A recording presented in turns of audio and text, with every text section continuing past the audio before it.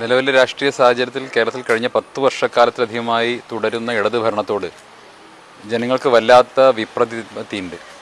ജനങ്ങൾ വല്ലാതെ മടുത്തിരിക്കുകയാണ്. ഒരു ഭരണവിരുദ്ധ വികാരം കേരളത്തിൽ എല്ലായിടത്തും ദൃശ്യമാണ്. കേരളത്തിലെ ജനങ്ങളുടെ സാധാരണക്കാരായ ജനങ്ങളുടെ ജീവിതത്തിന് ദുസ്സഹമാക്കുന്ന രീതിയിലാണ് അനുദിനം വിലക്കയറ്റം ഉൾപ്പെടെയുള്ള പ്രയാസങ്ങൾ നേരിടുന്നത്. ക്ഷേമ പെൻഷൻ ഉൾപ്പെടെയുള്ള സാമൂഹിക ക്ഷേമ പ്രവർത്തനങ്ങൾ സർക്കാരിൻ്റെ സാമ്പത്തിക മാന്ദ്യത മൂലം പാടെ തടസ്സപ്പെട്ട സാഹചര്യങ്ങളുണ്ടായി. 18 മാസത്തോളം ക്ഷേമ പെൻഷൻ കിട്ടാത്ത സാഹചര്യമുണ്ടായി. നമ്മുടെ ആരോഗ്യ മേഖല, വിദ്യാഭ്യാസ മേഖല, തവനൂർ ഉൾപ്പെടെയുള്ള പ്രദേശങ്ങളിലെ അടിസ്ഥാന സൗകര്യ വികസനം, ഇതെല്ലാം കഴിഞ്ഞ 10 വർഷക്കാലമായി ഇവിടെ സ്തംഭിച്ച് നിൽക്കുന്ന അവസ്ഥയിലാണ്. ആ സ്തംഭനാവസ്ഥയിൽ നിന്ന് വീണ്ടും ഒരു പുരോഗമനത്തിലേക്ക്, കേരളം പഴയതുപോലെ ചടുലമായി വികസിക്കുന്ന ഒരു സാഹചര്യത്തിലേക്ക് പോകണം എന്ന് ജനങ്ങൾ ആഗ്രഹിക്കുന്നുണ്ട്. അതുകൊണ്ട് തന്നെ UDFൻ്റെ ഭരണം തിരിച്ചു വരണമെന്ന് കേരളത്തിലെ ജനങ്ങൾ ആത്മാർത്ഥമായിട്ട് ആഗ്രഹിക്കുന്നു. പ്രത്യേകിച്ച് സാമ്പത്തികമായി ജനങ്ങൾ വലിയ പ്രയാസത്തിലാണ്. സാധാരണക്കാരുടെ കയ്യിൽ 10 രൂപ പോലും എടുക്കാനില്ലാത്ത അവസ്ഥയാണ്.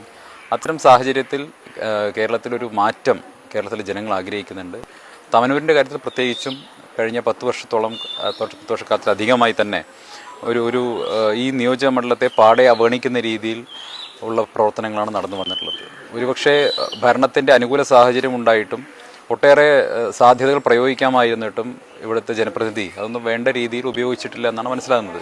ഇവിടെ ഈ കൂട്ടായി പാലം ഉൾപ്പെടെയുള്ള അല്ലെങ്കിൽ ചമ്രവട്ടം പ്രൊജക്റ്റ് ഉൾപ്പെടെയുള്ള കാര്യങ്ങളിൽ നടത്തിയിട്ടുള്ള അഴിമതിയും കെടുകാര്യസ്ഥതയും ഒക്കെ ജനങ്ങളെ വല്ലാതെ ബുദ്ധിമുട്ടിക്കുന്നുണ്ട്.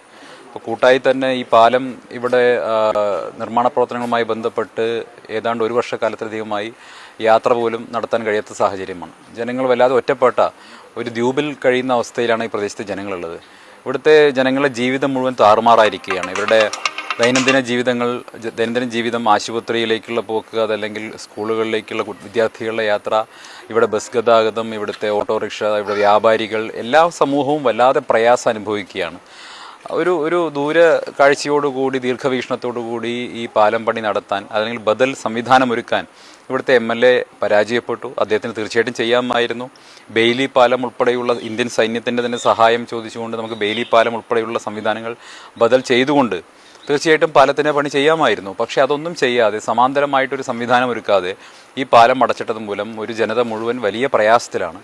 അതിനെതിരായിട്ടുള്ള ഒരു വലിയ പ്രക്ഷോഭവും ജനവികാരവും ഈ പ്രദേശത്തും നിലനിൽക്കുന്നുണ്ട്. തീർച്ചയായിട്ടും ആ ജനങ്ങളുടെ വികാരവും ജനങ്ങളുടെ പ്രയാസവും ഭരണവർഗത്തിന് മുന്നിലെത്തിക്കുക, പ്രതിഷേധിക്കുക എന്നുള്ളത് പ്രതിപക്ഷം എന്ന നിലയ്ക്ക് UDFൻ്റെ ദൗത്യമായതുകൊണ്ട് അത് ഏറ്റെടുത്തുകൊണ്ടുള്ള ഒരു വലിയ ബഹുജന പ്രക്ഷോഭമാണ് ഇന്ന് നടക്കുന്നത്.